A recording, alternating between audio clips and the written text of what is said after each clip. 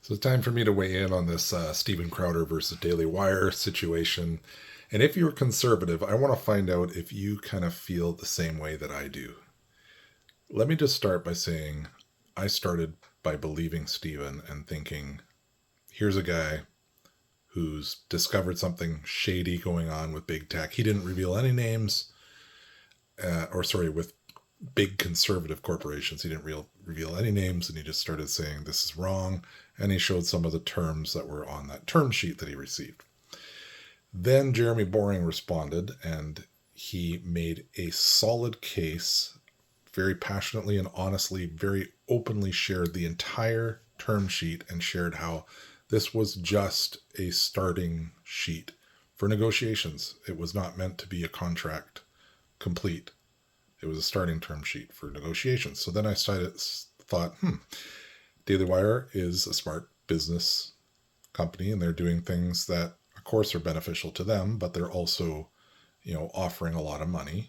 For on the surface, as you find out later, it's not as much as it seems, but on the surface, it's quite an offer. Definitely weren't holding back their purse strings. They were putting out quite a bit of money. So then I started siding with Daily Wire, and I'm thinking, what's going on? Then Steven responds, and he shares the phone call between him and Jeremy Boring, and I just did not get a good feeling about what was happening with Steven. So I felt that was shady and wrong, and he shouldn't have done that. I still love Steven Crowder, so I'm like, I still like the guy, but what is he doing? So I started to lose a bit of my favor for Steven. Then I saw Candace on Timcast, Candace Owens, and she just laid out how this is obviously fraud. Steven's just trying to set this up for gaining subscribers to his platform that he's been planning to launch, and this is just a way of creating negative advertising, basically, for that. And that made a lot of sense, especially when you see when the domain was purchased, which was before the phone call was recorded. So then I started leaning that way that, yeah, Daily Wire's in the right here, Steven's in the wrong, and he needs to just... It should never have been brought out into the open like this, because it's shaming a great company and also bringing a negative impact, kind of a reverse negative back to Steven as well. This is bad. Okay, this should not be out in the open like this. I've thought that all along. Anyways. But then I see Steven on Timcast, and he shares with Gerald there, and Gerald's a very smart guy, exactly what they're trying to accomplish, that they don't care about the money, and this is what they've stated over and over again. They did not make a counter offer for $120 million, like it's been stated. There was no counter offer. They don't want to make any offers unless the terms that penalize them for being demonetized or banned on big tech platforms are removed. And so I see two sides. Like, on a good business side, of course, Daily Wire needs to have the bigger things happening. Daily Wire also has no idea how many subscribers Steven is actually going to bring over to Daily Wire. So they can't trust the numbers because there are no hard numbers anywhere. Those haven't been released from the Blaze.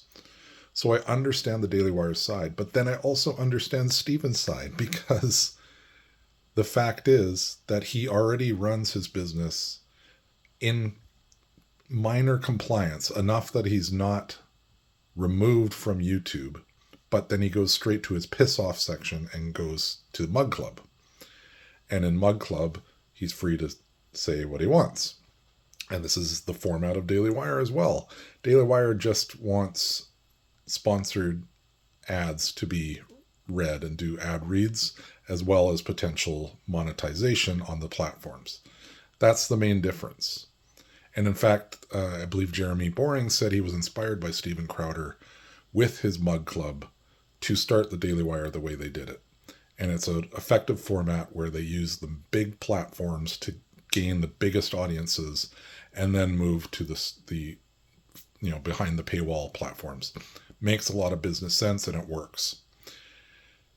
So that's where I'm at. Tell me if you're in the same place. I believe in them both. I believe that Steven Crowder should just be doing his own thing and show everybody how it's done. If he's got a better model for doing it, show us, do it, and people are going to jump in and support him. The main thing here is it's been done in such a negative way that it's impacting both memberships. I believe there's people that have unsubscribed from Daily Wire. There's people that are subscribers for both Louder with Crowder or Mug Club and Daily Wire. They're on both platforms. They're unsubscribing from one or the other because they disagree with one or the other's terms or how this is going down. Steven should not have brought this public, but at the same time, he's making a huge point and he's trying to use his influence to make a change. And so what might end up happening is Daily Wire may correct some of their terms. I believe they may do that. Some of their initial terms that they put into their term sheets. And Steven may launch something that's really powerful. I support them both.